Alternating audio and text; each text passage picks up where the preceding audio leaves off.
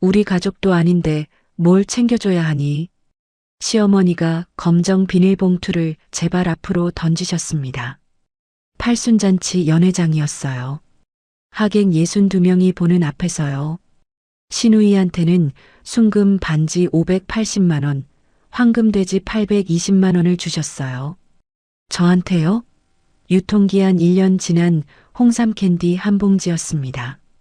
편의점 할인 스티커가 붙어 있었어요. 1,200원이라고요. 28년을 모셨습니다. 새벽 4시에 일어나서 전복죽 끓이고 기저귀 갈아드리고 병원 모시고 다녔어요. 명절마다 11시간씩 부엌에 서 있었습니다. 제가 시댁에 쓴 돈이 7억 3,440만 원이에요. 그런데 그 대가가 1,200원짜리 봉투였습니다. 그 사람들은 몰랐을 겁니다. 제가 28년 동안 영수증 한 장도 안 버렸다는 걸요. 2,847건의 증거가 있다는 걸요. 저를 노인학대범으로 몰고 인터넷에 제 얼굴 올리고 이혼 소송까지 걸었어요. 그런데 말입니다. 전부 제 손으로 되갚아줬습니다. 그럼 제 이야기를 시작해 보겠습니다. 오늘의 사연을 시작하기 전에 구독과 좋아요를 눌러주시면 감사드리겠습니다. 안녕하세요. 저는 61세 이순희입니다. 결혼 전에는 작은 식당에서 주방 일을 했어요. 재료비 하나하나 적어가며 원가 계산하는 게 제 일이었죠. 콩나물 한 봉지가 얼마고 두부 한 모가 얼마인지 그날그날 가계부에 꼼꼼히 적었습니다. 그때는 몰랐어요. 그 습관이 35년 후 제 인생을 지키는 무기가 될 줄은요. 여러분, 며느리로 산다는 게 어떤 건지 아시죠? 저는 28년을 시어머니 박복순 씨를 모시고 살았습니다. 시아버지 돌아가신 2003년부터요. 그 세월 동안 제가 시댁에 쓴 돈이 얼마인 줄 아세요? 7억 3,440만 원입니다. 생활비 180만 원씩 28년, 병원비 120만 원씩 15년, 명절마다 경조사마다 뜯기고 또 뜯겼어요. 제 용돈은요? 한 달에 8만 원이었습니다. 그마저도 시어머니가 용돈 더 달라고 하시면 3만 원 덜어서 보태드렸어요. 그런데 말입니다. 팔순잔치 그날 저는 제가 이 집에서 어떤 존재인지 똑똑히 깨달았습니다. 서울 강남 한정식집이었어요. 대관료 480만 원, 하객 62명, 식사비 1,240만 원. 남편 박재홍 씨 카드로 결제됐지만 그 돈 어디서 나왔겠습니까? 제가 관리하는 생활비 통장에서 빠져나갔죠. 신우이 박영숙 씨는 뭐라고 했는지 아세요? 박영숙 씨가 손톱을 다듬으며 말했습니다. 아이고, 옳게. 이번 어머니 잔치 말이야. 강남 그 집이 제일 낫다더라. 거기 예약 좀 잡아봐. 나는 요새 피부가 다니느라 눈코 뜰 새 없이 바쁘네. 올케가 살림꾼이니까 알아서 척척 잘할 거지. 믿어.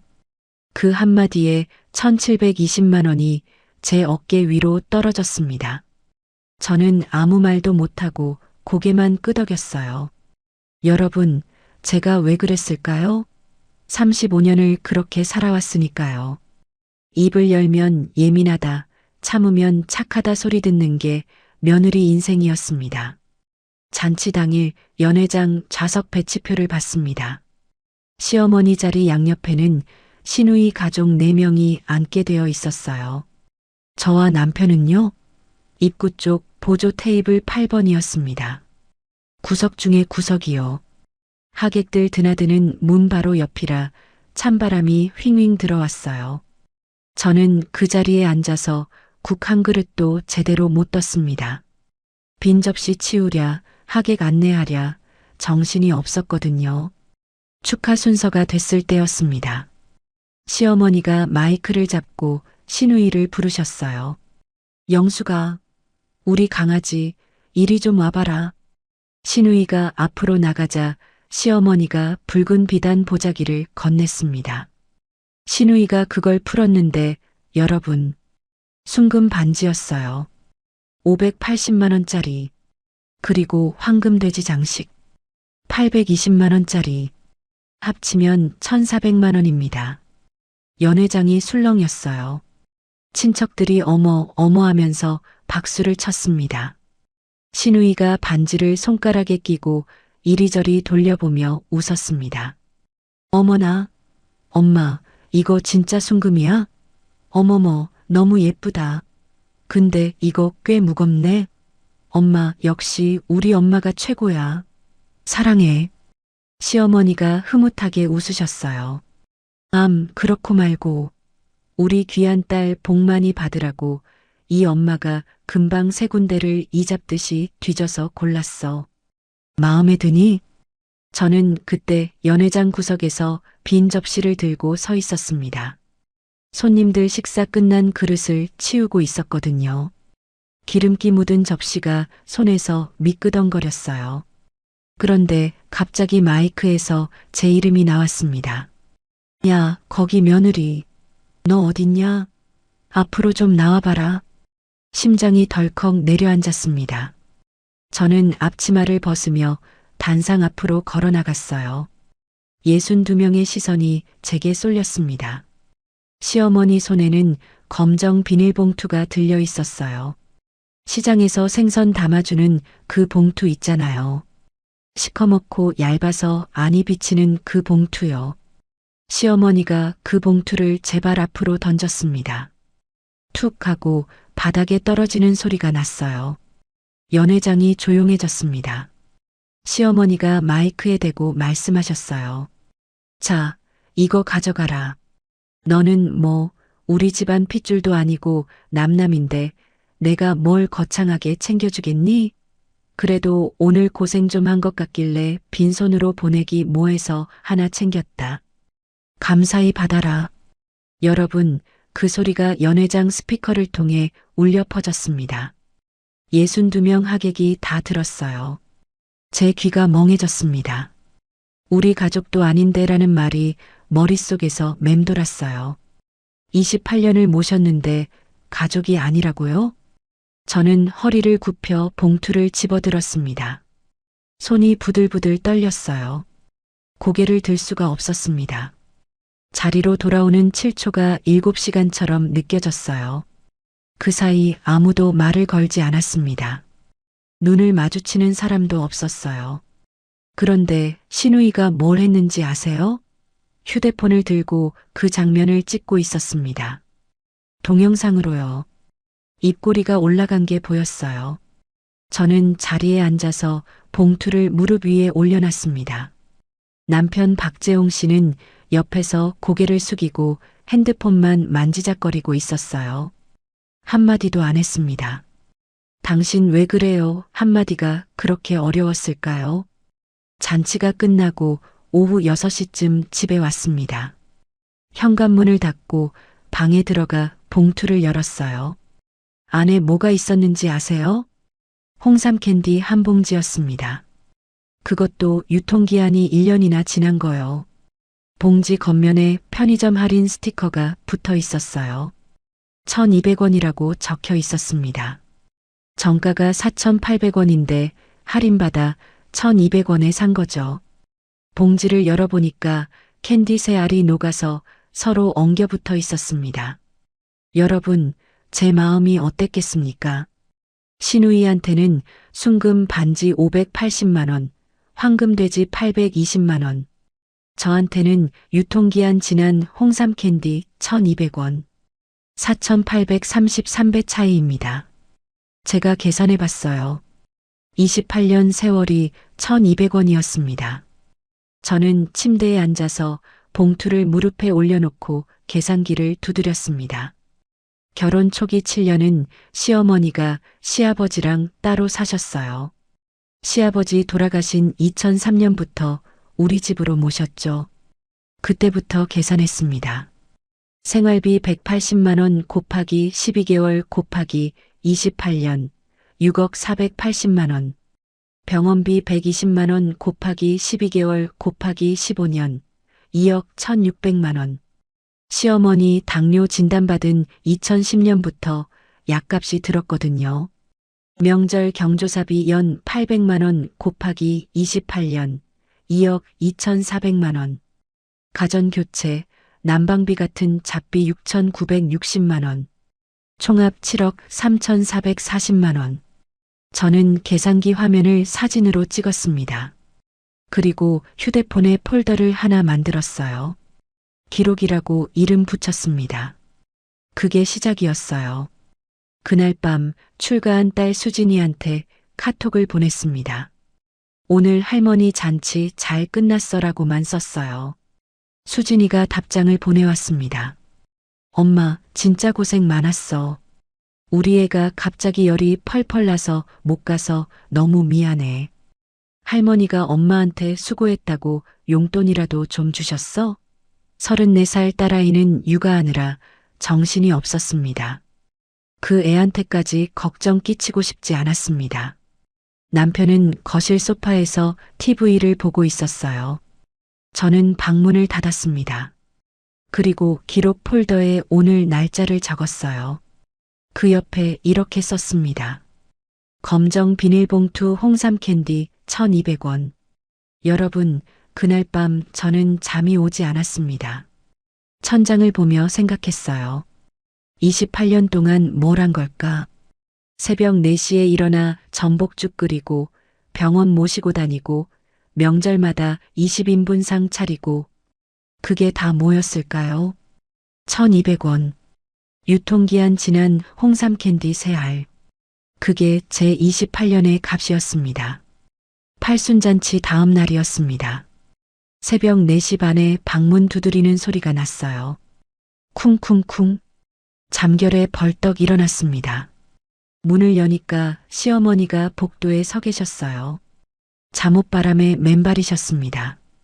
순이야, 나 전복죽 먹고 싶다. 저는 눈을 비볐습니다. 시계를 보니까 4시 32분이었어요. 창밖은 아직 깜깜했습니다. 어머니, 지금요? 냉장고에 전복이 없는데요. 시어머니가 인상을 쓰셨어요. 그럼 사와. 내가 며느리야, 내가 며느리야? 저는 대답 대신 고개를 숙였습니다. 옷을 갈아입고 차키를 들었어요. 새벽 5시에 집을 나섰습니다. 노량진 수산시장까지 왕복 1시간 40분 거리였어요. 3월 초라 바람이 매서웠습니다. 핸들 잡은 손이 꽁꽁 얼었어요. 수산시장에 도착하니까 새벽 6시 반이었습니다. 전복 1kg에 42,000원을 주고 샀어요. 싱싱한 놈으로 골라달라고 했더니 아저씨가 이 시간에 오시는 분은 효녀밖에 없어요 하더라고요. 저는 웃지 못했습니다. 집에 돌아온 게 7시 10분이었어요. 바로 부엌으로 들어갔습니다. 전복 손질하고 내장 따로 빼고 참기름에 볶고 불린 쌀 넣고 40분 동안 저었습니다. 죽이 보글보글 끓을 때 간을 봤어요. 싱거우면 또 뭐라 하시니까 소금을 조금 더 넣었습니다.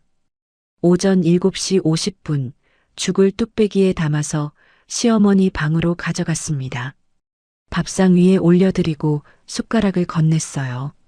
시어머니가 한 숟갈 뜨셨습니다. 그리고 숟가락을 탁 내려놓으셨어요. 죽이 퍼졌잖아. 이걸 어떻게 먹어? 저는 뚝배기를 내려다봤습니다. 제가 보기엔 괜찮았어요. 그런데 시어머니는 고개를 돌리셨습니다. 됐어. 입맛 없어. 나가봐.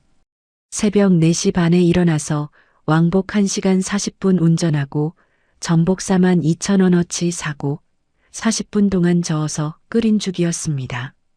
한 숟갈 드시고 퍼졌다는 말 한마디에 끝이었어요. 저는 뚝배기를 들고 부엌으로 돌아왔습니다. 싱크대 앞에 서서 한참을 멍하니 있었어요.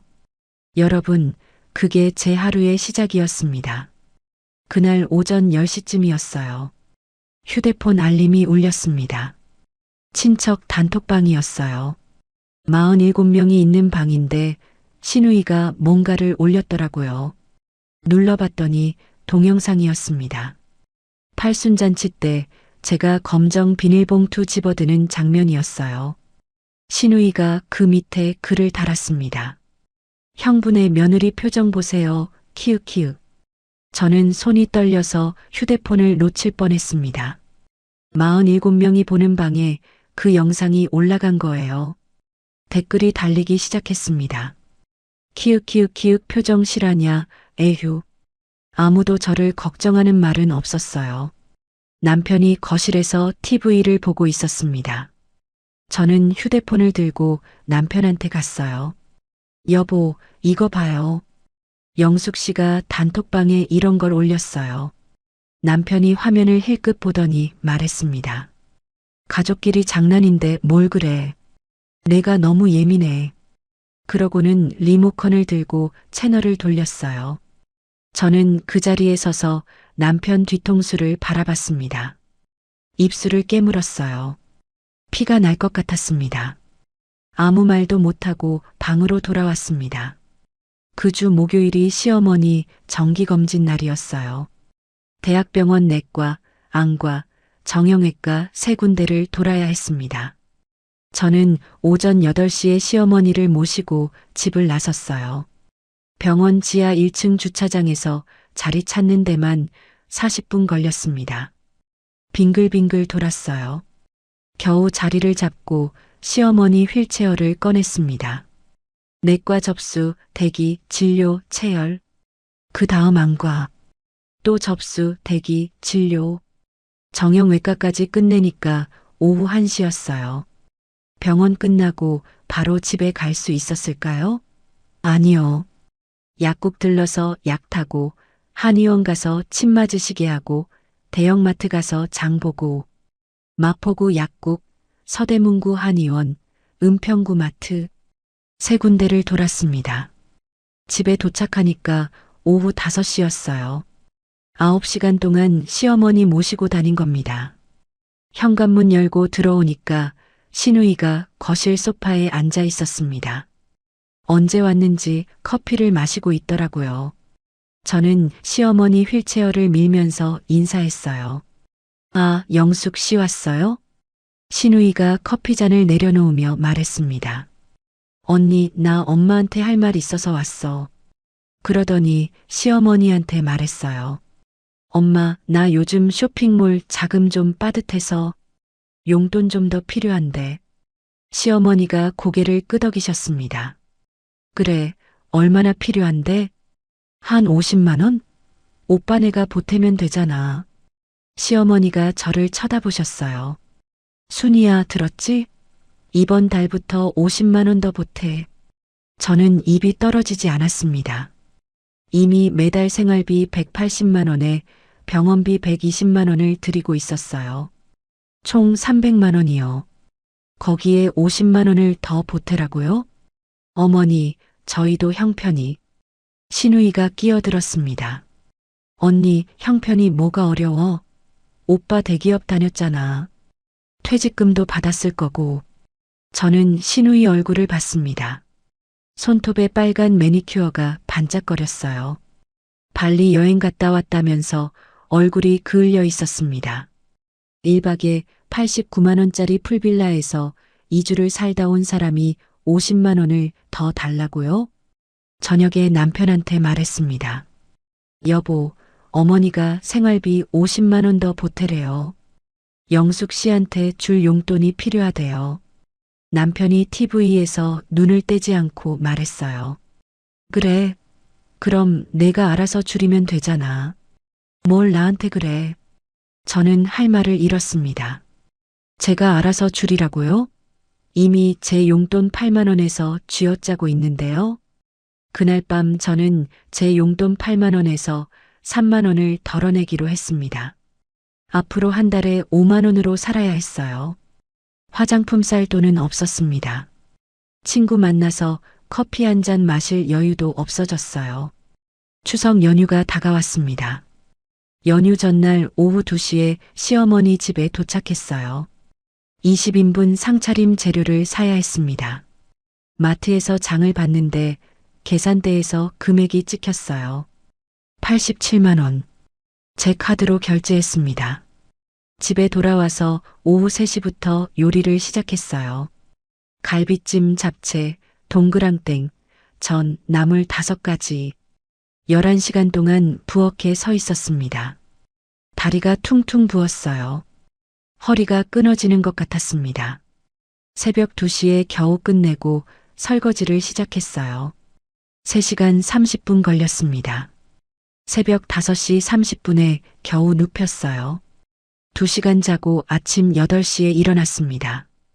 시누이 가족 4명이 도착했거든요. 식사 준비를 해야 했어요.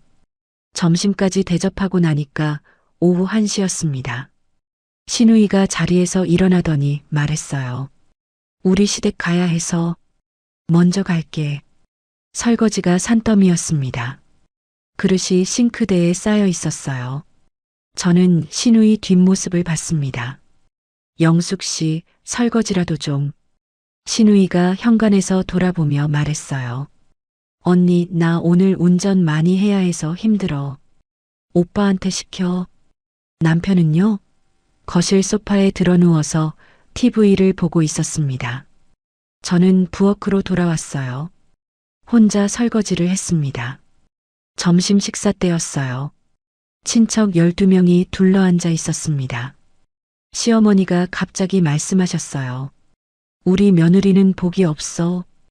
애도 하나밖에 못 낳았잖아. 저는 부엌 싱크대 앞에 서 있었습니다. 명절 음식 데우고 있었거든요. 그 말이 귀에 들어왔어요. 가슴이 철렁 내려앉았습니다. 손에 들고 있던 국자를 놓칠 뻔했어요. 복이 없다고요? 애를 하나밖에 못 낳아서요? 저한테는 출가한 딸 수진이가 있습니다. 34살이에요. 수진이가 시집가서 아이 낳고 육아하느라 정신없이 살고 있어요. 자주 못 만나지만 그래도 제 딸입니다. 그런데 애도 하나밖에 못 낳았다고 친척들 앞에서요? 연휴 마지막 날 귀가했습니다. 차 안에서 남편한테 말했어요. 여보, 어머니가 친척들 앞에서 그런 말씀하시면 어떡해요. 너무 창피했어요. 남편이 핸들을 잡은 채 말했습니다. 엄마가 원래 그래. 내가 너무 예민한 거야. 저는 창밖을 봤습니다. 아무 말도 하지 않았어요. 눈물이 날 것 같아서 입술을 꽉 깨물었습니다. 그 주 토요일이었어요. 시누이 인스타그램에 새 게시물이 올라왔습니다. 요즘 젊은 사람들이 많이 본다는 그 인스타그램 있잖아요. 발리 풀빌라 2주 살기라는 제목이었어요. 숙소 태그를 눌러봤더니 1박 요금이 89만 원이라고 나오더라고요. 2주면 14박. 89만 원 곱하기 14. 1246만 원입니다. 부모님 생활비 한 푼 안 보태는 사람이 1246만 원짜리 여행을 다녀왔어요. 그러면서 저한테는 50만 원 더 보태라고 했습니다. 저는 그날 밤 시어머니 약값 영수증을 정리했어요. 23장이었습니다. 날짜 순으로 정렬해서 투명 파일에 끼웠어요. 스마트폰 카메라로 하나하나 촬영했습니다. 기록 폴더에 저장했어요. 그리고 가계부 앱을 깔았습니다. 시댁 지출이라는 카테고리를 새로 만들었어요. 28년치 데이터를 역추산해서 입력하기 시작했습니다. 과거 영수증이랑 통장 내역을 대조했어요. 매일 밤 11시부터 새벽 1시까지 2주 동안 작업했습니다. 총 1892건의 지출 기록이 정리됐습니다. 여러분, 사람이 어떻게 그럴 수 있나요? 저는 28년 동안 새벽에 일어나 죽 끓이고 병원 모시고 다니고 명절마다 11시간씩 요리했습니다. 그런데 돌아온 건 죽이 퍼졌다. 복이 없다. 예민하다였어요. 그래도 저는 참았습니다. 참는 게 며느리 도리인 줄 알았으니까요. 그런데 말입니다. 제가 참는 동안 저를 밟고 있었던 사람들이 있었어요. 그걸 그때는 몰랐습니다. 추석 연휴가 끝나고 10월 첫째 주 화요일이었습니다. 오후 3시쯤 휴대폰이 울렸어요. 시어머니가 쓰러지셨다는 연락이었습니다. 대형마트 주차장에서였대요. 장 보시다가 갑자기 쓰러지셨다고 했습니다. 저는 앞치마도 못 벗고 차에 올랐어요. 응급실까지 40분 걸렸습니다. 신호등마다 걸렸어요. 손이 떨려서 핸들을 제대로 잡기가 힘들었습니다. 응급실에 도착하니까 시어머니가 침대에 누워 계셨어요. 의식은 있으셨습니다. MRI를 찍었다고 했어요. 담당 의사가 저를 불렀습니다. 보호자분이세요? 네, 며느리입니다. 의사가 MRI 사진을 보여주며 말했어요. 경도인지장애입니다. 치매 초기 단계로 보시면 됩니다. 앞으로 24시간 보호자 동반이 필요합니다. 24시간이요. 저는 그 말에 멍해졌습니다. 지금도 하루 종일 시어머니 모시고 있는데 이제 24시간을 붙어 있으라고요? 병원 복도로 나와서 신우이한테 전화했습니다. 영숙 씨, 어머니가 치매 초기 판정 받으셨어요. 24시간 보호자가 필요하대요. 우리 교대로 해야 할 것 같은데. 신우이가 끊기 전에 말했습니다. 언니, 오빠네가 모시잖아. 나는 애들 중간고사 기간이라 안 돼. 학원 뺑뺑이 돌려야 해. 뚜 하고 전화가 끊겼습니다. 저는 휴대폰을 들고 복도에 서 있었어요. 사람들이 지나다녔습니다. 아무도 저를 쳐다보지 않았어요. 저녁에 남편한테 전화했습니다. 여보, 어머니 치매 판정 받으셨어요. 24시간 누가 받으려야 하는데 당신이 좀 도와줘요. 남편이 한숨을 쉬더니 말했어요. 나 다음 주부터 싱가포르 출장이야. 2주 동안. 회사에서 자원자 뽑길래 손들었어. 어떻게 가야지. 자원했다고요? 어머니가 쓰러졌는데 해외 출장을 자원했다고요? 여보, 어머니가 아프신데. 엄마한테 내가 잘해. 나 회의 들어가야 해. 끊어. 뚜뚜뚜. 전화가 끊겼습니다. 저는 병원 복도 의자에 주저앉았어요. 다리에 힘이 풀렸습니다. 결국 저 혼자였습니다. 시어머니 퇴원하시는 날, 저는 시어머니 집으로 짐을 옮겼어요. 옷가지 7벌, 세면도구, 혈압계. 그게 제 짐 전부였습니다. 입주 간병이 시작됐어요. 하루 일과가 어땠는지 아세요? 새벽 5시에 일어나서 시어머니 기저귀 확인했습니다. 기저귀 한 팩에 2만 원이에요. 일주일에 3팩 썼습니다. 한 달이면 기저귀 값만 24만 원이었어요. 아침 6시에 죽 끓이고 7시에 아침 식사 도와드리고 8시에 약 챙겨드리고 오전에 병원 데이케어 프로그램 보내드리면 오후 4시까지 자유시간이었습니다. 자유시간이라고요? 아니요. 그 시간에 빨래하고 청소하고 장보고 저녁 준비했어요. 오후 4시에 시어머니 모시러 가고 저녁 식사 차려드리고 9시에 주무시게 해드리고 그러고 나면 밤 10시였습니다. 그런데 밤이라고 끝이 아니었어요. 시어머니가 새벽에 자주 깨셨거든요. 2시간마다 한 번씩 화장실 가신다고 부르셨어요. 저는 눈을 제대로 붙일 수가 없었습니다. 간병 4일째 새벽 3시였어요. 시어머니가 화장실 가시다가 복도에서 넘어지셨습니다.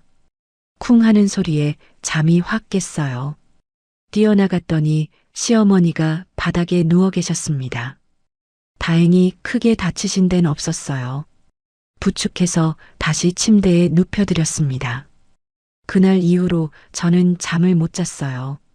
시어머니가 움직이실까봐 귀를 쫑긋 세우고 있었거든요. 눈을 감아도 잠이 안 왔습니다. 간병 7일째였습니다. 새벽 3시 15분이었어요. 시어머니가 잠드신 걸 확인하고 욕실에 들어갔습니다. 세수를 하려고 물을 틀었어요. 그런데 갑자기 눈앞이 캄캄해졌습니다. 어지러움이 확 밀려왔어요.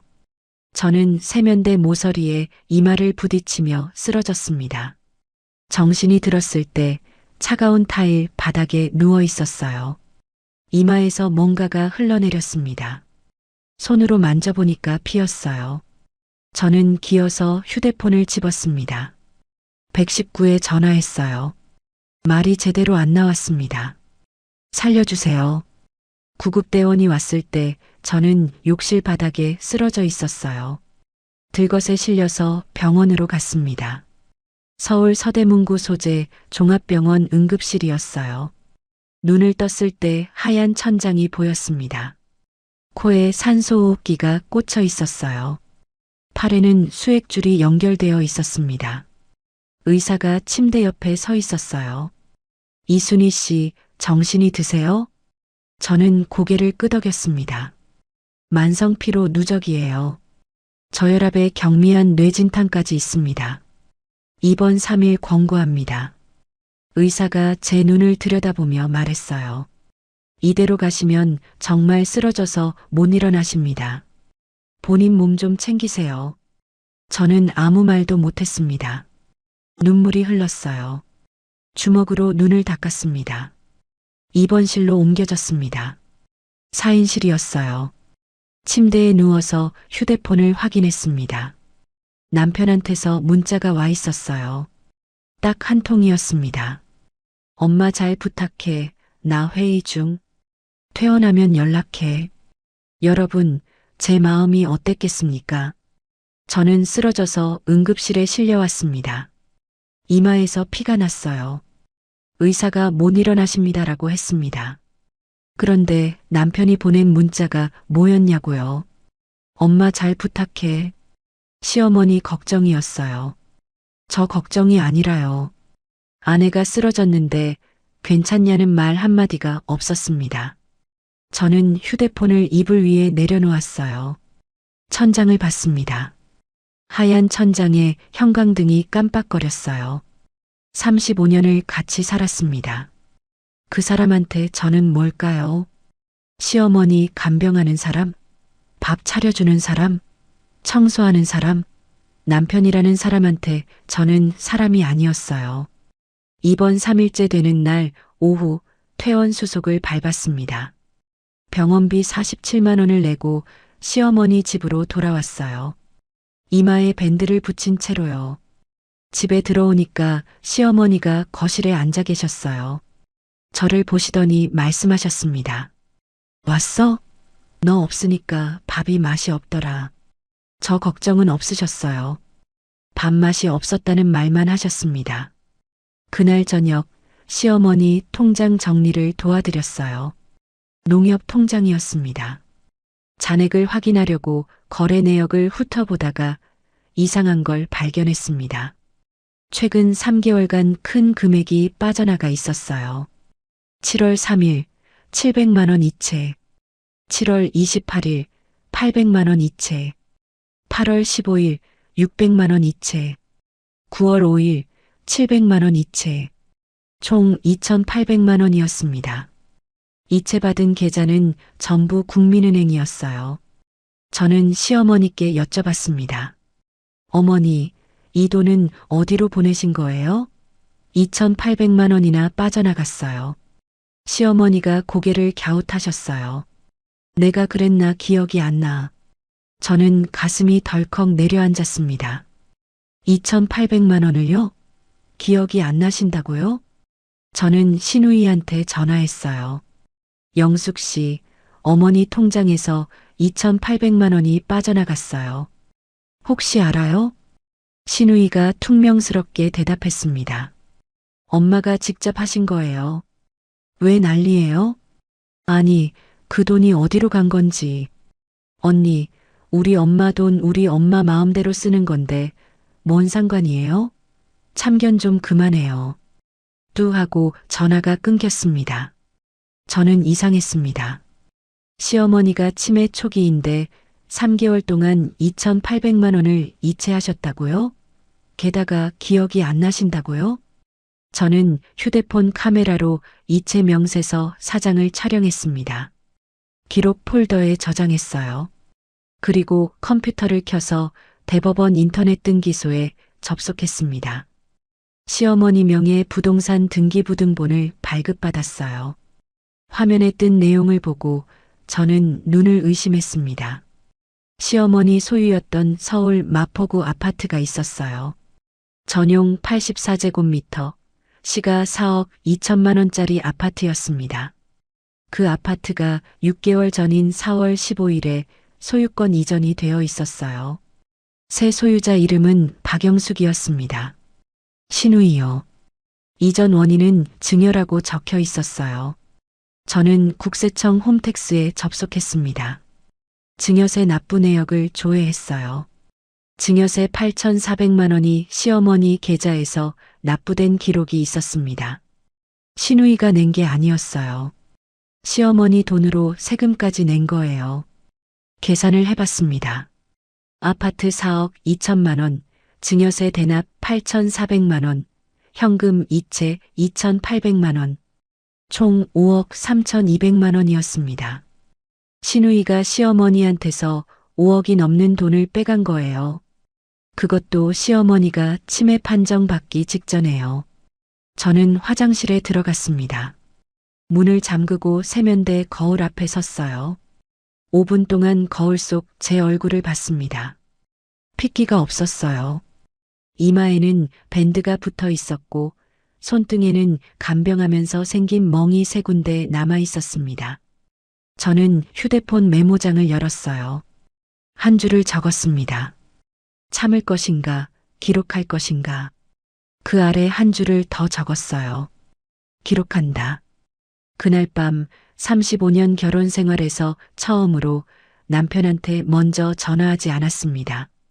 연락 기다리지도 않았어요. 저는 이불을 덮고 천장을 봤습니다. 여러분, 사람이 어떻게 그럴 수 있나요? 저는 쓰러져서 병원에 실려갔습니다. 그런데 남편은 엄마 잘 부탁해라고 했어요. 신우이는 시어머니 재산 5억을 빼갔습니다. 시어머니는 밥이 맛이 없더라고 했어요. 28년 동안 저는 뭘 한 걸까요? 새벽에 일어나 죽 끓이고 기저귀 갈아드리고 병원 모시고 다녔습니다. 그 대가가 뭐였냐고요? 병원 침대에서 받은 문자 한 통. 엄마 잘 부탁해. 그게 전부였습니다. 퇴원 후 2주째 되는 날이었습니다. 서대문구 종합병원 외래 진료가 있었어요. 뇌진탕 경과 관찰 때문이었죠. 오전 10시에 대기실 의자에 앉아 있었습니다. 이마에 붙인 밴드는 떼었지만 아직 흉터가 남아 있었어요. 대기 번호표를 보고 있는데 누군가 옆에 앉았습니다. 간호사였어요. 흰 가운을 입은 중년 여자분이었습니다. 저를 힐끗 보더니 말을 걸었어요. 어르신, 손등에 멍이 많으시네요. 저는 손등을 내려다봤습니다. 시어머니 부축하다가 생긴 멍이 아직 남아 있었어요. 노란색으로 변해 있었습니다. 아, 이거요. 어머니 간병하다가. 간호사가 고개를 끄덕이더니 말했어요. 어르신, 잠깐 커피 한잔 하실래요? 저 지금 휴게 시간이거든요. 저는 얼떨결에 따라갔습니다. 병원 지하 1층 휴게실이었어요. 자판기 커피를 2잔 뽑아서 테이블에 앉았습니다. 간호사가 명찰을 보여줬어요. 정미영, 48세라고 적혀 있었습니다. 저도 시월드 때문에 고생 많이 했어요. 10년 전에 이혼했거든요. 저는 커피잔을 든 채 정미영 씨를 봤습니다. 처음 보는 사람인데 왜 이런 얘기를 하는 걸까요? 정미영 씨가 말을 이었어요. 어르신 표정 보니까 제가 그때랑 똑같아요. 지칠 대로 지치셨죠? 병원 응급실에서 어르신 실려 오시는 거 봤거든요. 혼자 오셨더라고요. 저는 입술을 깨물었습니다. 눈물이 날 것 같았어요. 보호자분은 안 오셨어요? 남편은 해외 출장 중이에요. 신우이는 바쁘대요. 정미영 씨가 한숨을 쉬었습니다. 그래서 어르신 혼자 쓰러지신 거예요. 아무도 안 챙겨주니까. 저는 고개를 숙였습니다. 자판기 커피가 식어가고 있었어요. 정미영 씨가 제 손을 잡았습니다. 어르신, 제가 드릴 말씀이 있어요. 저는 고개를 들었습니다. 기록하세요. 네, 저도 그랬어요. 시어머니한테 당하고 남편한테 무시당하고 10년을 참았어요. 그런데 어느 날 깨달았어요. 참기만 하면 아무도 제 편이 안 돼준다는 거요. 정미영 씨가 제 눈을 똑바로 봤습니다. 그래서 기록했어요. 통장 내역, 영수증, 대화 내용 다 모았어요. 그게 저를 살렸습니다. 이혼할 때 재산분할 제대로 받았거든요. 저는 정미영 씨 얼굴을 봤습니다. 진심이었어요. 눈빛이 단단했습니다. 정미영 씨가 가방에서 수첩을 꺼냈어요. 한 장을 찢어서 뭔가를 적었습니다. 저한테 건네줬어요. 여기요. 대한법률구조공단 전화번호 국번 없이 130이에요. 무료로 법률 상담 받을 수 있어요. 그리고 여성긴급전화 1366 서대문구 무료심리상담센터 주소도 적어뒀어요. 저는 그 종이를 받았습니다. 손이 떨렸어요. 어르신, 증거가 필요해요. 지금부터라도 모으세요. 나중에 꼭 필요할 날이 옵니다. 그날 집에 돌아왔습니다. 시어머니는 요양병원 데이케어 프로그램에 가 계셨어요. 저는 거실 바닥에 주저앉았습니다. 정미영 씨가 준 종이를 한참 들여다봤어요. 기록하라고 했습니다. 증거를 모으라고 했습니다. 저는 벌떡 일어났어요. 방으로 가서 짐을 뒤졌습니다. 28년 동안 모아둔 가계부가 있었어요. 수기로 쓴 노트 12건이었습니다. 종이 영수증 박스 3개, 카드 명세서 파일 4권. 거실 바닥에 전부 꺼내서 펼쳤어요. 바닥이 종이로 뒤덮였습니다. 28년치 기록이었어요. 2003년 1월 시어머니 모시기 시작한 달부터 지난달까지 영수증마다 날짜가 적혀 있었습니다. 마트 영수증, 약국 영수증, 병원비 영수증, 명절 장보기 영수증. 저는 그날부터 정리를 시작했습니다. 매일 오후 7시부터 밤 11시까지 4시간씩 작업했어요. 날짜 순으로 분류하고 금액을 엑셀에 입력했습니다. 영수증 한 장 한 장 스마트폰 카메라로 촬영해서 저장했어요. 10일이 걸렸습니다. 종이 영수증 1247장, 디지털 명세서 스크린샷 892장, 총 2139건의 지출 기록이 확보됐어요. 그 다음 대한법률구조공단에 전화했습니다. 132번이요. 상담원이 받았어요. 무료 법률 상담 신청하시려면 소득 기준 심사가 필요합니다. 기준 중위소득 125% 이하여야 해요. 건강보험료 납부 확인서랑 가족관계 증명서 팩스로 보내주세요. 저는 서류를 준비했습니다. 주민센터에 가서 가족관계 증명서 떼고 건강보험공단에서 납부 확인서 발급받았어요. 팩스로 보냈습니다. 3일 후 전화가 왔어요. 이순희님, 무료 법률 지원 대상자로 선정되셨습니다. 상담 일정은 다음 주 수요일 오후 2시 서울중앙지부로 오시면 됩니다. 저는 전화를 끊고 주먹을 꽉 쥐었습니다. 심장이 두근거렸어요. 상담 전날 밤 모든 자료를 USB 2개에 복사했습니다. 하나는 예비용이에요. 종이 서류는 날짜 순으로 정렬해서 투명 바인더 5권에 정리했습니다. 바인더 겉면에 연도를 적어놨어요. 2003-2007, 2008-2012 이런 식으로요. 상담 당일 오후 2시 법률구조공단 서울중앙지부에 도착했습니다. 상담실에 들어가니까 여자 변호사가 앉아 있었어요. 명패에 최윤아 변호사라고 적혀 있었습니다. 45살쯤 돼 보였어요. 이순희 씨 앉으세요. 어떤 상담 받으러 오셨어요? 저는 바인더 5권과 USB를 테이블 위에 올렸습니다. 28년 동안 시어머니 모신 기록이에요. 전부 제가 정리했습니다. 최윤아 변호사가 바인더를 펼쳤어요. 영수증을 하나하나 넘기며 봤습니다. 30분 정도 지났을까요? 변호사가 고개를 들었습니다. 이순희 씨, 이건 교과서급 증거입니다.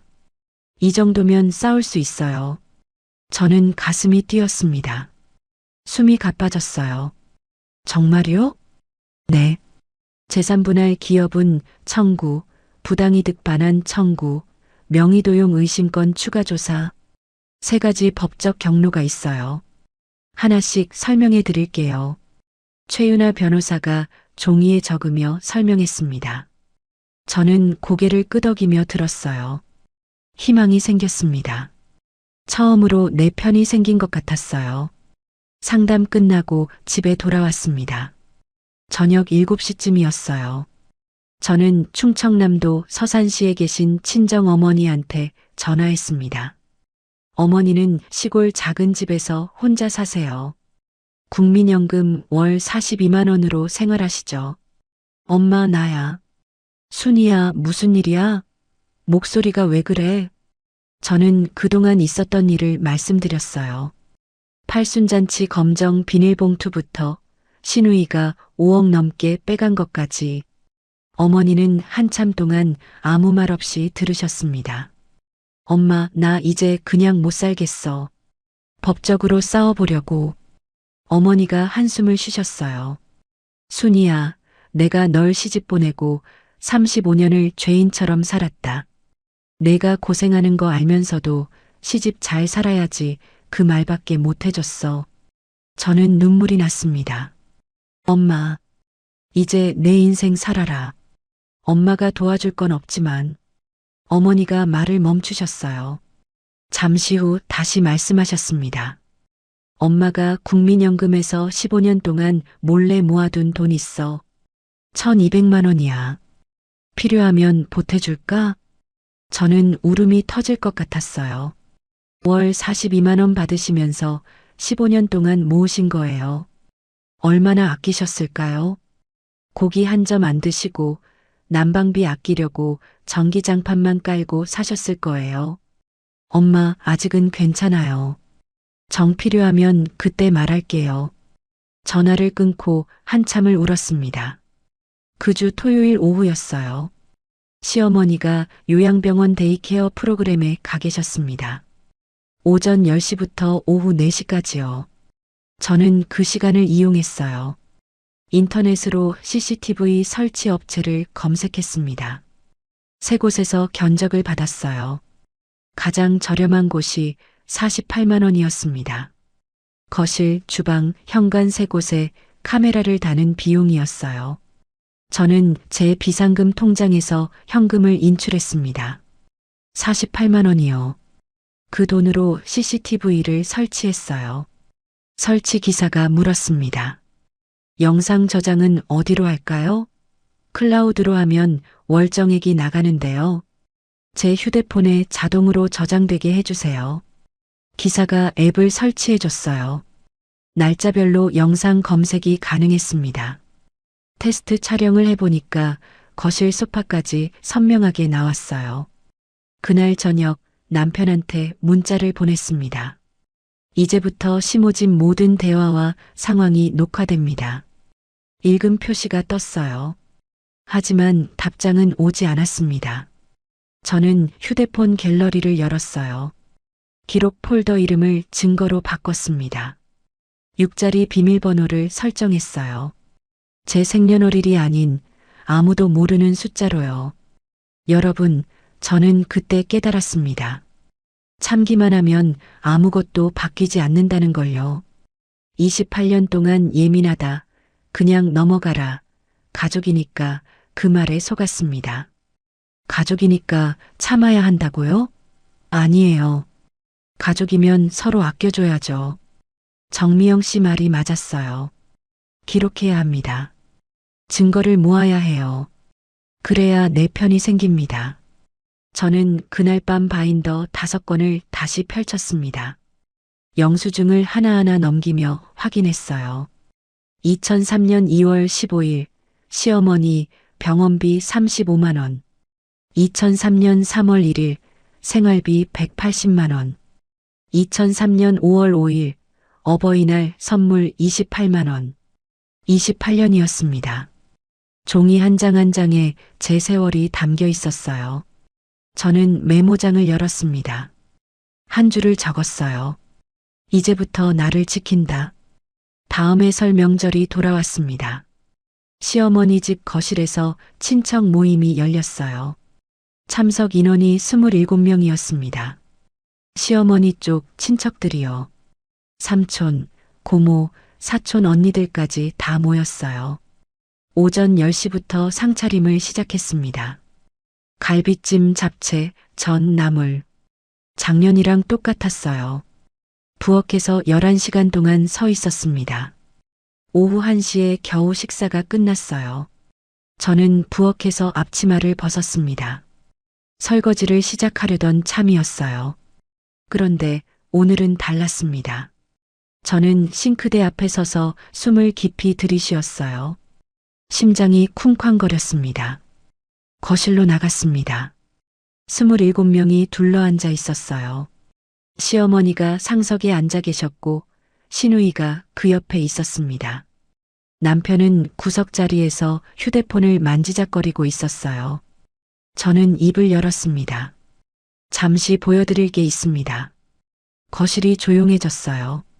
27개의 시선이 저한테 쏠렸습니다. 저는 미리 가져온 노트북을 꺼냈어요. 거실 대형 TV에 HDMI 케이블로 연결했습니다. 55인치 화면에 불이 들어왔어요. 시누이가 눈을 치켜떴습니다. 언니, 갑자기 뭐 하는 거예요? 저는 대답하지 않았어요. 노트북 자판을 눌렀습니다. 첫 번째 화면이 떴어요. 28년치 시댁 지출 내역 요약표. 생활비 6억 480만 원. 병원비 2억 1,600만 원. 명절 경조사비 2억 2,400만 원. 기타 잡비 6,960만 원. 총 합계 7억 3,440만 원. 거실이 술렁였습니다. 친척들이 웅성거리기 시작했어요. 뭐야, 저게 다 뭐야? 7억이 넘는다고? 저는 두 번째 화면을 띄웠습니다. 15명의 마포구 아파트 등기부등본. 증여일자 4월 15일, 수증자 박영숙. 그 옆에 증여세 8,400만 원 납부 내역이 나왔어요. 납부자는 시어머니 계좌였습니다. 세 번째 화면이 떴습니다. 시모 계좌, 시누이 계좌 이체 내역. 7월 3일 700만 원, 7월 28일 800만 원, 8월 15일 600만 원, 9월 5일 700만 원, 총 2,800만 원. 거실이 완전히 조용해졌습니다. 숨소리만 들렸어요. 시누이 얼굴이 창백하게 변했습니다. 입술이 파르르 떨리고 있었어요. 시어머니가 자리에서 벌떡 일어나셨습니다. 다 거짓말이야. 전현이 조작한 거야. 시어머니가 소리를 지르다가 비틀거리셨어요. 옆에 있던 시누이가 부축했습니다. 저는 담담하게 말했어요. 국세청과 금융감독원에서 확인 가능합니다. 필요하시면 조회 방법 알려드릴게요. 시누이가 남편한테 달려갔습니다. 오빠, 저 여자 좀 어떻게 해? 가족 앞에서 이게 뭐 하는 짓이야? 저는 남편을 봤습니다. 남편이 뭐라고 할까요? 당신 왜 그래 할까요? 엄마한테 사과해야 할까요? 남편은 아무 말도 하지 않았습니다. 고개를 숙인 채 바닥만 봤어요. 35년을 같이 산 남편이었습니다. 그 사람은 제 편이 아니었어요. 시어머니 편도 아니었어요. 그냥 아무 편도 아니었습니다. 저는 노트북을 닫았습니다. 보여드릴 건 여기까지입니다. 모임이 어색하게 끝났어요. 친척들이 하나둘 자리를 떴습니다. 현관에서 인사하는 소리가 들렸어요. 그런데 시어머니 쪽 사촌 언니 세 분이 저한테 다가왔습니다. 순이야, 우리가 몰랐다. 내가 그렇게 고생한 줄. 28년 동안 혼자 다 감당한 거야? 힘들었겠다. 영숙이가 그렇게 돈을 빼갔는지 우리도 처음 알았어. 저는 고개를 숙였습니다. 눈물이 날 것 같았지만 참았어요. 울면 안 됐습니다. 아직 끝난 게 아니니까요. 저녁 7시에 집으로 돌아왔습니다. 현관문을 닫자마자 남편이 말했어요. 내가 왜 그랬어? 가족 망신이잖아. 저는 남편 얼굴을 똑바로 봤습니다. 35년 동안 왜 한 번도 안 물었어요? 뭘? 내가 얼마나 힘든지, 내가 얼마나 참고 있는지, 왜 한 번도 안 물었냐고요. 남편이 입을 다물었습니다. 대답이 없었어요. 저는 방으로 들어가서 문을 닫았습니다. 그날 밤 10시였어요. 휴대폰 알림이 울렸습니다. 친척 단톡방이었어요. 신우이가 글을 올렸습니다. 저 여자 완전 미쳤음. 가족 명예훼손으로 고소할 거임. 저는 스크린샷을 찍었습니다. 증거 폴더에 저장했어요. 날짜랑 시간이 찍힌 캡처였습니다. 다음 날 오전 9시 시어머니한테서 전화가 왔어요. 받았더니 시어머니 목소리가 들렸습니다. 너 고소할 거야. 각오해. 저는 통화 버튼 누르기 전에 녹음 버튼을 먼저 눌렀어요. 시어머니 말씀이 전부 녹음되고 있었습니다. 네, 알겠습니다. 저는 그렇게만 대답하고 전화를 끊었어요. 녹음 파일을 증거 폴더에 저장했습니다. 오전 10시 최윤아 변호사한테 전화했어요. 변호사님, 예상대로 역공이 시작됐습니다. 시어머니가 고소한다고 하세요. 최윤아 변호사가 침착하게 대답했습니다. 예상 범위입니다. 증거 파일 전부 보내주세요. 이메일 주소 알려드릴게요. 저는 증거 폴더 안에 있는 파일을 정리했습니다. 영수증 사진, 통장 내역 캡처, 등기부등본, 녹음 파일, 단톡방 스크린샷. 총 2847건이었어요. 파일을 하나로 묶었습니다.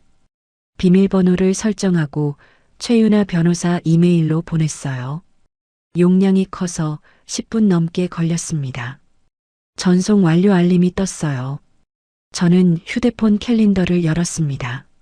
내일 날짜에 최윤아 변호사 대면 미팅 오후 3시라고 입력했어요. 여러분, 제 마음이 어땠겠습니까? 28년 동안 모은 영수증이었어요. 새벽 4시에 일어나서 전복죽 끓인 날, 명절에 11시간 동안 부엌에 서 있던 날, 기저귀값 24만 원 내던 날, 그 모든 날들이 종이 한 장 한 장에 담겨 있었습니다. 7억 3,440만 원. 제 28년의 값이었어요. 시어머니는 저한테 검정 비닐봉투를 던지셨습니다. 1,200원짜리 홍삼 캔디가 든 봉투를요. 그게 제 값이라고 생각하셨던 거예요. 그런데 말입니다. 저한테는 영수증이 있었어요. 기록이 있었습니다. 28년 동안 한 장도 안 버리고 모아뒀거든요. 정미영 씨 말이 맞았어요. 기록이 나를 살립니다. 저는 그날 밤 침대에 누워서 천장을 봤습니다. 싸움은 이제부터였어요. 시어머니가 고소한다고 했습니다. 신우이도 가만히 있지 않을 거예요. 남편은 어느 편에 설지 모르겠습니다. 그래도 저는 두렵지 않았어요. 왜냐고요? 2847건의 증거가 있으니까요. 설 연휴가 끝나고 다음 주 월요일이었습니다. 오전 10시쯤 현관 초인종이 울렸어요. 누군가 싶어서 문을 열었더니 낯선 사람 2명이 서 있었습니다. 양복을 입은 중년 남자와 여자였어요. 이순희 씨 맞으시죠? 노인보호전문기관 서울서부지부에서 나왔습니다. 노인학대 신고 접수건으로 조사 나왔습니다. 저는 귀를 의심했습니다. 노인학대요? 제가요? 무슨 말씀이세요? 저는 학대한 적 없는데요. 신고가 접수됐습니다.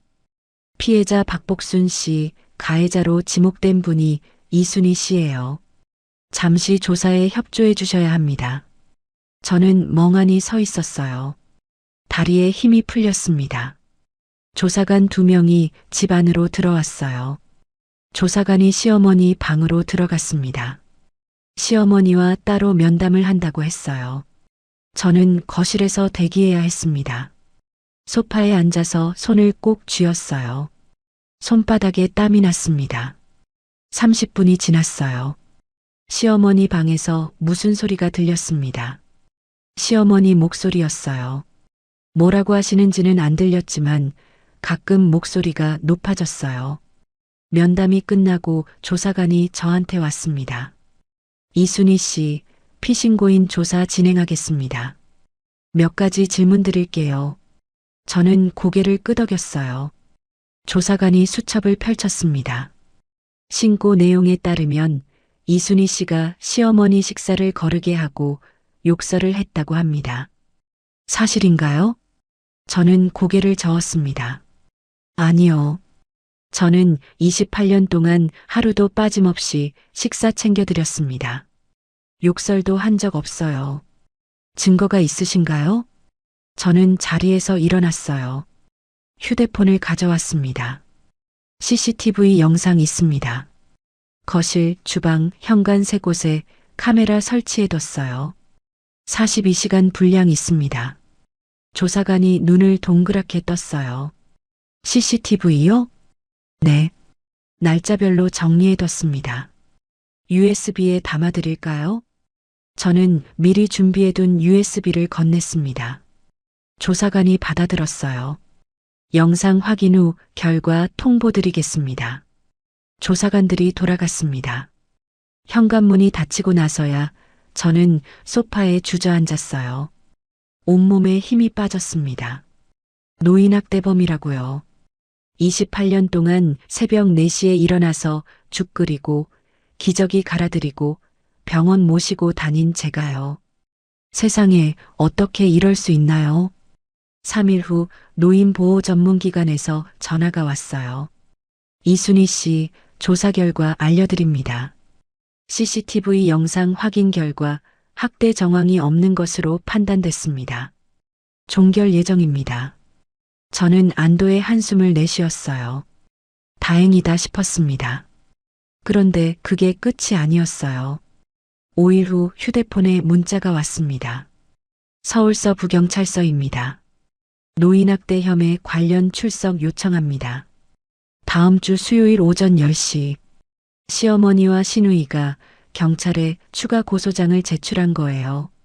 노인보호 전문기관에서 종결됐는데 경찰에 또 신고한 겁니다.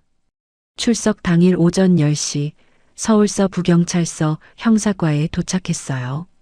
조사실에 들어가니까 조사관이 서류를 펼쳤습니다. 이순희 씨, 피고소인 진술 받겠습니다. 고소인 박복순 씨와 박영숙 씨가 제출한 진술서입니다. 한번 보시겠어요? 저는 진술서를 받아들었어요. 손이 떨렸습니다. 내용을 읽었습니다. 며느리 이순희가 2024년 10월부터 2025년 1월까지 식사를 거르게 하고 죽어버려라는 욕설을 수차례 했다. 저는 눈을 의심했어요. 죽어버려라요? 제가 그런 말을 했다고요? 이 내용 사실인가요? 아닙니다. 전혀 사실이 아닙니다. 저는 가방에서 USB를 꺼냈어요. CCTV 영상 42시간 분량이 담긴 USB였습니다. 날짜별로 편집해서 15개 파일로 정리해뒀어요. 그리고 식사 준비 사진 127장도 있었습니다. 타임스탬프가 찍힌 사진들이요. 이게 증거입니다. CCTV 영상이랑 식사 준비 사진이에요. 날짜별로 다 정리해뒀습니다. 조사관이 USB를 받았어요. 영상 분석 후 연락드리겠습니다. 경찰서를 나왔습니다. 저는 길가에 서서 한참을 멍하니 있었어요. 사람들이 지나다녔습니다. 아무도 저를 쳐다보지 않았어요. 집에 돌아와서 화장실에 들어갔습니다. 변기 뚜껑에 앉아서 10분 동안 눈을 감고 있었어요. 눈물이 흘렀습니다.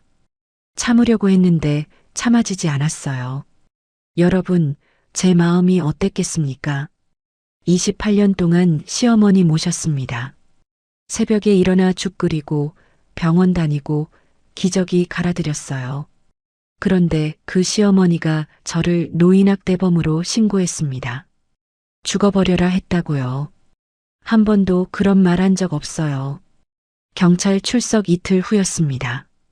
등기 우편이 왔어요. 서울가정법원에서 온 서류였습니다. 떨리는 손으로 뜯어봤어요. 이혼 소송 및 위자료 청구서, 원고 박재홍, 피고 이순희, 청구 금액 위자료 5천만 원. 남편이 저를 고소한 거예요. 이혼 소송을요. 그것도 위자료 5천만 원을 청구했습니다. 소장 내용을 읽었어요. 배우자 이순희 61세가 계획적으로 가족을 이간질하고 재산 탈취를 시도했다. 저는 소장을 들고 멍하니 서 있었습니다. 계획적으로 이간질했다고요? 재산 탈취를 시도했다고요? 28년 동안 7억 3,440만 원을 쏟아부은 사람이 저인데요. 그 주 토요일이었어요. 휴대폰 알림이 울렸습니다. 신우이 인스타그램에 새 게시물이 올라왔다고 지인이 연락해줬어요. 요즘 젊은 사람들이 많이 본다는 인스타그램 있잖아요. 신우이 계정 이름은 YOUNGSUKPARKLIFESTYL이었습니다. 게시물 제목이 악독한 며느리 실체 공개였어요. 저는 손이 떨려서 휴대폰을 떨어뜨릴 뻔했습니다. 게시물을 눌러봤어요. 제 얼굴 사진이 있었습니다. 친척 모임 때 찍힌 사진이었어요. 허락도 없이 가져다 쓴 거죠. 사진 옆에 글씨가 적혀 있었습니다. 노인학대범, 사기꾼, 우리 가족을 파탄낸 여자. 저는 눈앞이 캄캄해졌어요. 심장이 쿵쾅거렸습니다. 댓글을 봤어요. 340개가 달려 있었습니다. 신고 가능한가요? 경찰에 알려야 하는 거 아님? 저런 사람이 아직도 활보하고 다닌다고? 게시물 업로드 24시간 만에 조회수가 1만 2천을 넘었어요.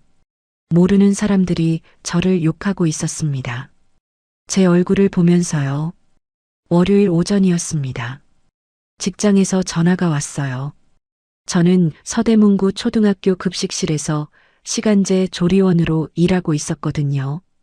월급 98만 원짜리 일이었습니다. 관리자가 전화를 받았어요. 이순희 씨, 인터넷에 이상한 글이 돌던데요. 학교로 민원 전화가 몇 통 왔어요. 저는 가슴이 철렁 내려앉았습니다. 당분간 출근 보류하세요. 상황 정리되면 연락드릴게요. 전화가 끊겼어요. 저는 휴대폰을 들고 멍하니 앉아 있었습니다. 98만 원이었어요. 한 달에 98만 원.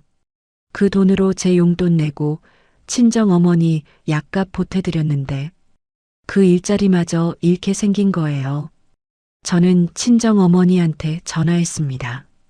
충청남도 서산시 시골 작은 집에 혼자 계신 어머니요. 엄마 나야. 순이야 무슨 일이야? 목소리가 왜 그래? 저는 울음을 참으며 말했어요. 엄마 조금만 더 버텨주세요. 어머니가 한숨을 쉬셨습니다. 순이야 내가 무너지면 나도 못 산다. 버텨야 해. 전화를 끊고 한참을 울었습니다. 최윤아 변호사한테 연락했어요. 변호사님, 신우이가 인터넷에 제 사진이랑 이름 올렸어요. 노인학대범이라고요. 직장에서도 출근 보류하래요. 최윤아 변호사가 침착하게 말했습니다. 명예훼손입니다. 민사소송 가능해요. 그리고 무고죄 역고소도 준비합시다. 증거자료 다 갖고 계시죠? 네, 다 있어요. 좋습니다. 두 가지 동시에 진행합시다. 저는 신우이 인스타그램 게시물을 스크린샷 찍었습니다. 타임스탬프가 보이게요. 친척 단톡방 대화 캡처도 했어요. 경찰 출석 통지 문자도 저장했습니다. 전부 증거 폴더에 넣었어요. 그 주말 친정 어머니한테서 입금 알림이 왔습니다. 농협 계좌로 1,200만 원이 들어왔어요. 어머니가 15년 동안 모으신 비상금이었습니다. 월 42만 원 연금에서 아끼고 아껴서 모은 돈이요. 저는 어머니한테 문자를 보냈어요. 엄마, 반드시 갚을게요. 어머니한테서 답장이 왔습니다. 갚지 마.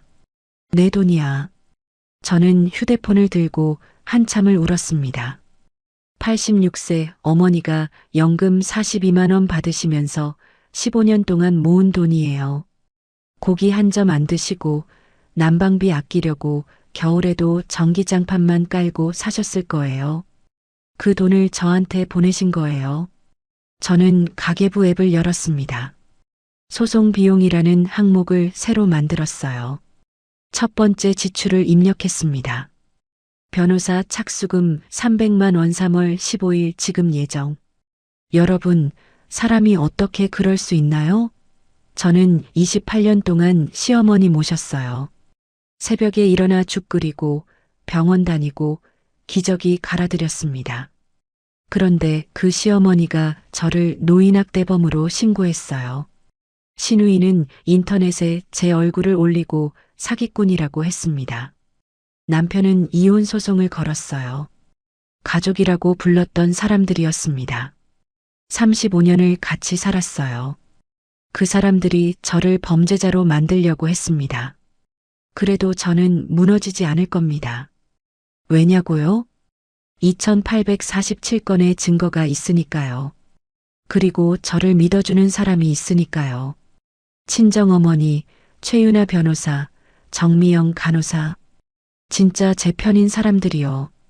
저는 그날 밤 메모장을 열었습니다. 한 줄을 적었어요. 무너지지 않는다. 경찰 조사가 끝나고 3주가 지났습니다. 어느 날 오후에 등기 우편이 왔어요. 서울서부경찰서에서 보낸 서류였습니다. 떨리는 손으로 뜯어봤어요. 노인학대 혐의 무혐의 처분 통보서. 저는 그 종이를 들고 한참을 서 있었습니다. 무혐의요. 제가 학대한 적 없다는 게 증명된 거예요. CCTV 영상 42시간이 저를 살렸습니다. 그날 오후 최윤아 변호사 사무실로 갔어요. 무혐의 통보서를 들고요. 변호사님, 무혐의 나왔어요. 최윤아 변호사가 고개를 끄덕였습니다. 예상대로입니다. 이제 역공 갈 차례예요. 고소장 준비해뒀습니다. 여기 서명하세요. 테이블 위에 서류 2장이 놓여 있었어요. 첫 번째 서류는 무고죄 형사 고소장이었습니다. 피고소인은 박복순, 박영숙, 시어머니와 신우이요. 두 번째 서류는 명예훼손 민사소송장이었어요. 피고 박영숙, 청구 금액 5천만 원. 저는 펜을 들었습니다. 손이 떨렸어요. 28년을 모셨던 시어머니를 고소하는 거였습니다. 35년 동안 가족이라고 불렀던 사람들을요. 그런데 말입니다. 그 사람들이 먼저 저를 범죄자로 만들려고 했어요. 노인학대범이라고요. 인터넷에 제 얼굴을 올리고 사기꾼이라고 했습니다. 제 직장까지 빼앗으려고 했어요. 저는 서명했습니다. 박복순, 박영숙. 두 사람 이름 옆에 제 도장을 찍었어요. 이혼소송 1차 변론 기일이 잡혔습니다. 서울가정법원이었어요. 오후 2시에 법정에 들어갔습니다.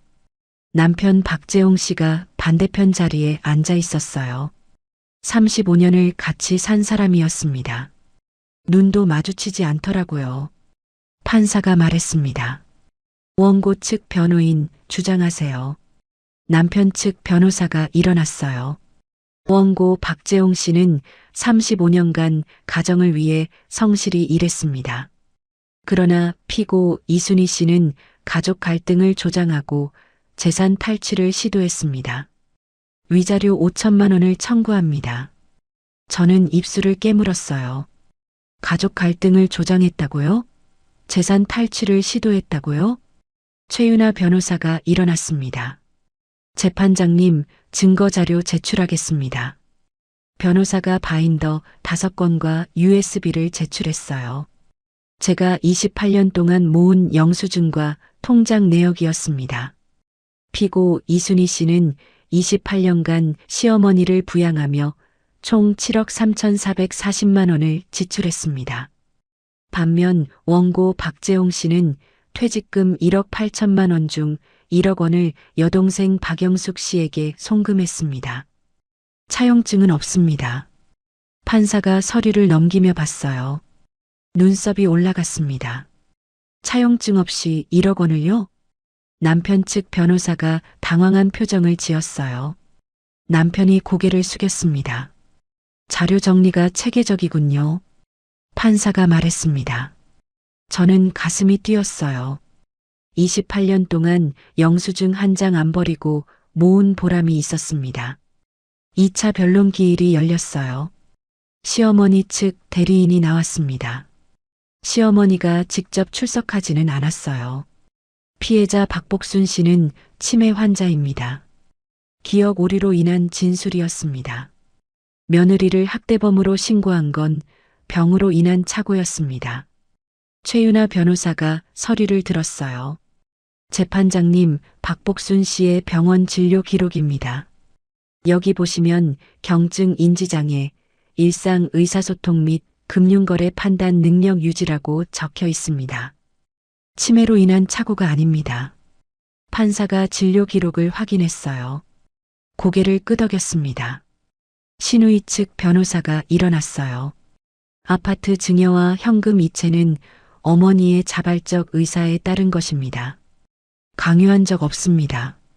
최윤아 변호사가 휴대폰을 꺼냈어요. 재판장님, 녹음 파일 제출하겠습니다. 피고소인 박복순 씨와의 통화 내용입니다. 법정에 스피커가 연결됐어요. 녹음 파일이 재생됐습니다. 시어머니 목소리가 들렸어요. 영숙이가 사인하라고 해서 했어. 뭔지도 잘 모르고. 법정이 조용해졌습니다. 신우이 얼굴이 창백하게 변했어요. 입술이 파르르 떨리고 있었습니다. 저는 그 모습을 봤어요. 28년 동안 저한테 언니가 알아서 하지 했던 사람이었습니다. 팔순잔치 때 검정 비닐봉투 던지는 장면을 동영상으로 찍었던 사람이요. 친척 단톡방에 형분의 며느리 표정 보세요. 키읔키읔 올렸던 사람이요. 이제 그 사람이 법정에서 떨고 있었습니다. 3차 변론 기일 후 판사가 조정을 권유했어요. 양측이 합의하면 소송을 빨리 끝낼 수 있다고요. 하지만 합의는 불발됐습니다. 신우이 측에서 거부했거든요. 판결 선고 기일이 2개월 후로 잡혔어요. 저는 그 2개월을 기다렸습니다. 매일 밤 증거 폴더를 열어봤어요. 2847건의 파일이 거기 있었습니다. 제 28년이 거기 담겨 있었어요. 판결 선고일이 왔습니다. 서울가정법원 제5호 법정이었어요. 오후 2시에 판사가 입장했습니다. 이혼소송 판결을 선고합니다. 저는 숨을 멈췄어요. 심장이 쿵쿵거렸습니다. 재산분할 비율은 64로 결정합니다. 피고 이순희 씨 목 60%, 분할 금액 4억 1천만 원 확정합니다. 4억 1천만 원이요. 제가 60%를 받는 거예요. 저는 귀를 의심했습니다. 위자료는 역으로 원고 박재홍 씨가 피고 이순희 씨에게 8천만 원을 지급하라는 판결을 내립니다. 사유는 원고의 가사방기 및 부양 의무 불이행입니다. 남편이 저한테 위자료를 내라고요. 8천만 원을요. 남편이 저를 고소했는데 되레 남편이 돈을 내게 된 거예요. 저는 눈물이 났습니다. 참으려고 했는데 참아지지 않았어요. 같은 달에 명예훼손 민사소송 판결도 나왔어요. 신우이 박영숙 씨는 손해배상금 5천만 원을 지급하라는 판결이었습니다. 인터넷에 제 얼굴 올리고 노인학대범, 사기꾼이라고 한 대가였어요. 무고죄 형사 고소건도 결론이 났습니다. 시어머니 박복순 씨는 치매로 인한 책임 무능력 상태라서 공소권 없음 처분을 받았어요. 하지만 신우이 박영숙 씨는 달랐습니다. 무고죄로 기소돼서 벌금 700만 원 약식 명령을 받았어요. 모든 소송이 끝났습니다. 재산분할 4억 1천만 원, 위자료 8천만 원, 명예훼손 손해배상 5천만 원, 신우이 무고죄 벌금 700만 원. 저는 법원 앞 계단에 섰어요. 최윤아 변호사가 옆에 있었습니다. 이순희 씨, 정말 수고하셨습니다. 최윤아 변호사가 손을 내밀었어요. 저는 그 손을 잡았습니다. 악수를 했어요. 변호사님, 감사합니다. 변호사님 아니었으면 못 이겼어요. 아니에요. 이순희 씨가 증거를 모으셨잖아요. 2847건이요. 저는 그걸 정리했을 뿐이에요. 저는 고개를 끄덕였습니다. 28년 동안 영수증 한 장 안 버리고 모은 게 저를 살렸어요. 앞으로 좋은 일만 있으실 겁니다. 최윤아 변호사가 말했어요. 저는 고개를 숙여 인사했습니다. 집에 돌아와서 증거 폴더를 열었어요. 하위 폴더를 하나 만들었습니다. 종결이라고 이름 붙였어요. 판결문 스캔본 사건을 저장했습니다. 이혼소송, 재산분할, 명예훼손, 무고죄. 사장의 판결문이 거기 들어갔어요. 저는 충청남도 서산시에 계신 친정어머니한테 전화했습니다. 엄마, 나야. 다 끝났어요. 어머니가 아무 말씀 안 하셨어요. 5초 동안 침묵이 흘렀습니다. 전화기 너머로 어머니 숨소리만 들렸어요. 그리고 흐느끼는 소리가 났습니다. 순이야, 잘했다, 잘했어. 저도 울었습니다. 전화기를 붙들고 한참을 울었어요. 전화를 끊고 창문을 열었습니다. 바깥 공기가 차가웠어요. 깊게 들이마셨습니다. 3월 바람이 볼을 스쳤어요. 저는 휴대폰 캘린더를 열었습니다. 한 줄을 입력했어요. 새 출발 D-30. 여러분, 28년이었습니다. 새벽 4시에 일어나서 죽 끓이고 병원 모시고 다니고 기저귀 갈아드렸어요. 명절마다 11시간씩 부엌에 서 있었습니다. 그 대가로 검정 비닐봉투를 받았어요. 1200원짜리 홍삼 캔디가 든 봉투요. 그런데 말입니다. 저한테는 영수증이 있었어요. 2847건의 증거가 있었습니다. 그게 저를 살렸어요. 정미영 간호사 말이 맞았습니다. 기록이 나를 살립니다. 판결 확정 후 한 달이 지났습니다. 어느 날 오후에 휴대폰 알림이 울렸어요. 농협 계좌 입금 알림이었습니다. 재산분할금 4억 1천만 원. 입금 완료. 저는 휴대폰 화면을 한참 들여다봤어요. 숫자가 진짜인지 몇 번이나 확인했습니다. 진짜였어요. 2주 후에 또 알림이 왔습니다. 위자료 8천만 원 입금. 그리고 며칠 뒤에 신우이 손해배상금 5천만 원도 들어왔어요. 총 5억 4천만 원이었습니다. 제 계좌에 5억이 넘는 돈이 찍혀 있었어요. 61년 살면서 처음 보는 숫자였습니다. 입금 확인하자마자 친정 어머니한테 전화했어요. 엄마, 나야. 돈 들어왔어요. 엄마가 보내준 1200만 원 지금 바로 보낼게요. 순이야, 그 돈은 내 돈이야. 갚지 마. 아니에요, 엄마. 빌린 돈은 갚아야죠. 저는 바로 송금했습니다. 1200만 원을 어머니 계좌로요. 15년 동안 연금 42만 원에서 아끼고 아껴서 모은 돈이었어요. 어머니한테 하루라도 빨리 돌려드리고 싶었습니다. 어머니한테서 전화가 왔어요. 순이야, 이 돈 다시 보낼 거야. 엄마, 제발 받으세요. 그 돈으로 겨울 이불 새로 사시고 고기도 좀 드세요. 이제 엄마도 좀 편하게 사셔야죠. 어머니가 한참 말이 없으셨어요. 그리고 작은 목소리로 말씀하셨습니다. 순이야, 고맙다. 저는 전화기를 붙들고 울었습니다. 그 주말에 인터넷을 켰어요. 부동산 사이트에 들어갔습니다. 검색창에 강원도 속초시 바닷가 아파트라고 쳤어요. 매물이 쭉 나왔습니다.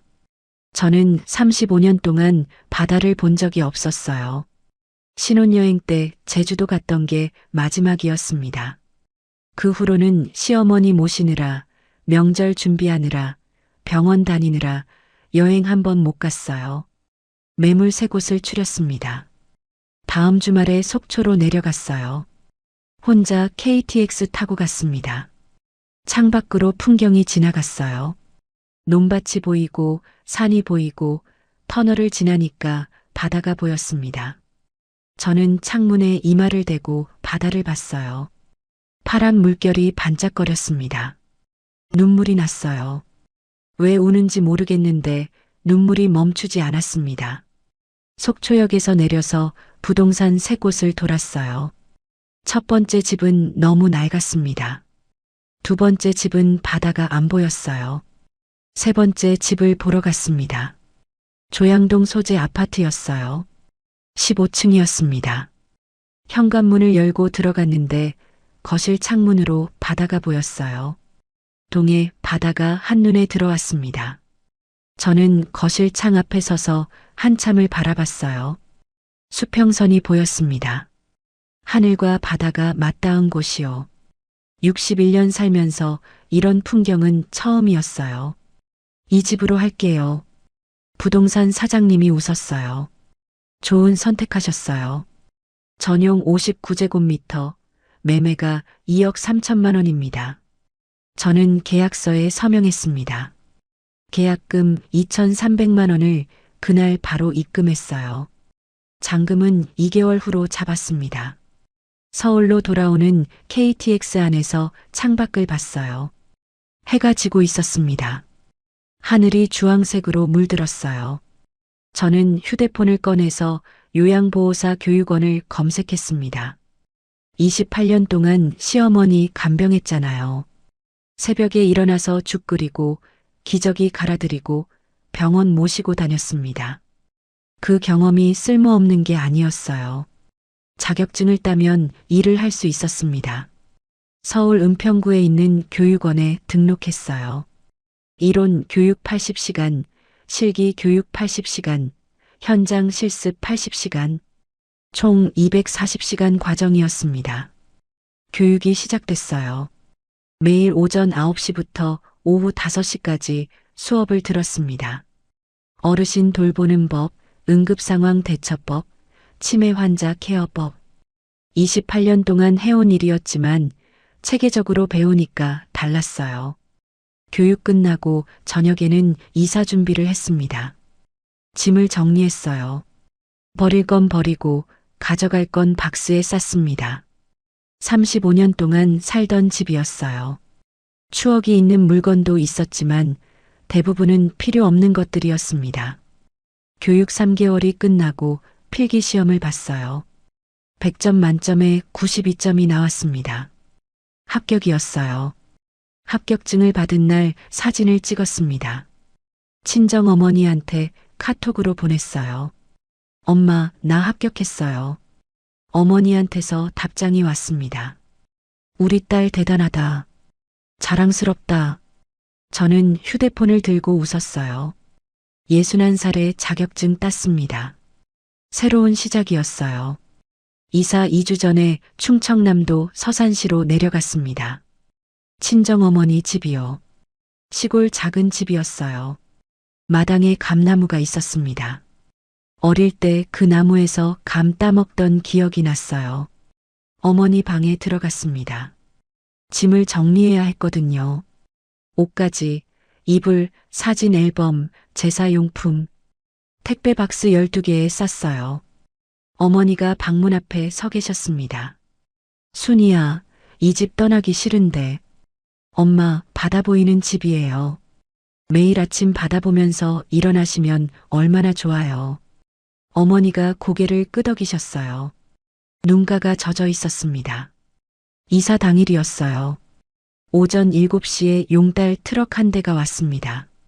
제 짐박스 18개, 어머니 짐박스 12개, 총 30개 박스를 트럭에 실었어요. 서울을 출발해서 오후 1시에 속초 아파트에 도착했습니다. 15층 현관문 앞에 섰어요. 저는 어머니 손을 잡았습니다. 엄마, 들어가요. 현관문을 열었어요. 신발을 벗고 거실로 걸어 들어갔습니다. 거실 창문이 보였어요. 그 너머로 동해 바다가 펼쳐져 있었습니다. 저와 어머니는 창 앞에 나란히 섰어요. 5분 동안 아무 말 없이 바다를 바라봤습니다. 파도가 출렁거렸어요. 갈매기가 날았습니다. 수평선이 끝없이 이어졌어요. 어머니가 말씀하셨어요. 내가 86년 살면서 바다 보이는 집은 처음이다. 저는 어머니를 봤어요. 저도요, 엄마. 이사 후 2주 뒤에 요양원 면접을 봤어요. 속초시에 있는 요양원이었습니다. 정원 80명짜리 시설이요. 원장실에 들어가서 앉았어요. 원장이 이력서를 보며 말했습니다. 경력은 없으시네요. 근데 여기 보니까 시어머니 간병 28년이라고 쓰셨는데요. 네, 28년 동안 시어머니 모셨습니다. 원장이 웃었어요. 경력은 없지만 돌봄 경험이 28년이시네요. 저는 고개를 끄덕였습니다. 네, 매일 훈련했습니다. 이제는 제대로 배워서 하고 싶습니다. 원장이 잠시 생각하더니 물었어요. 다음 주 월요일 출근 가능하세요? 저는 심장이 뛰었습니다. 네, 가능합니다. 첫 출근을 했어요.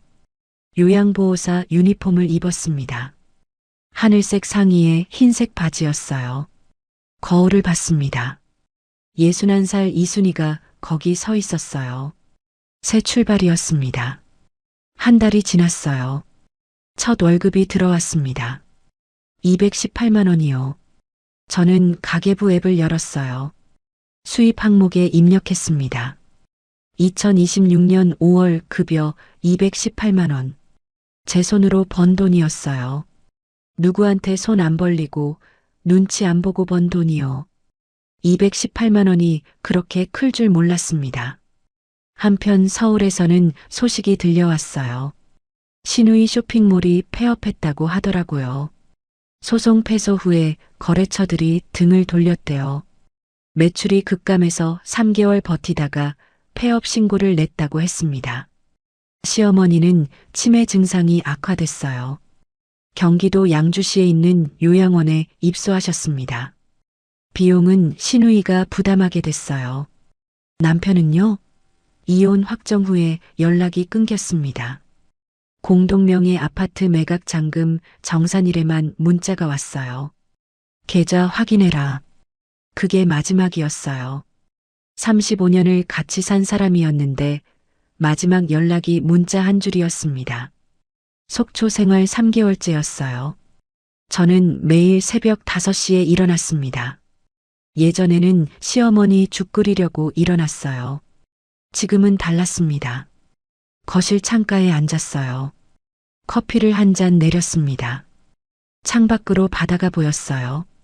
해가 뜨기 전이라 하늘이 보랏빛이었습니다. 수평선이 조금씩 밝아지고 있었어요. 어머니가 옆 소파에 앉으셨어요. 신문을 읽고 계셨습니다. 강원일보였어요. 순이야. 네, 엄마. 이제 됐다. 저는 어머니를 봤어요. 어머니가 웃고 계셨습니다. 주름진 얼굴에 미소가 번져 있었어요. 네, 엄마. 이제 됐어요. 요양원 출근 후에 담당 어르신을 만났어요. 87세 치매 환자분이셨습니다. 휠체어에 앉아 계셨어요. 제가 다가가서 손을 잡았습니다. 어르신이 제 손을 꼭 잡으셨어요. 그리고 말씀하셨습니다. 고맙다. 저는 허리를 숙여 인사했어요. 별 말씀을요. 그 한마디가 가슴에 와닿았습니다. 28년 동안 시어머니 모시면서 한 번도 못 들은 말이었거든요.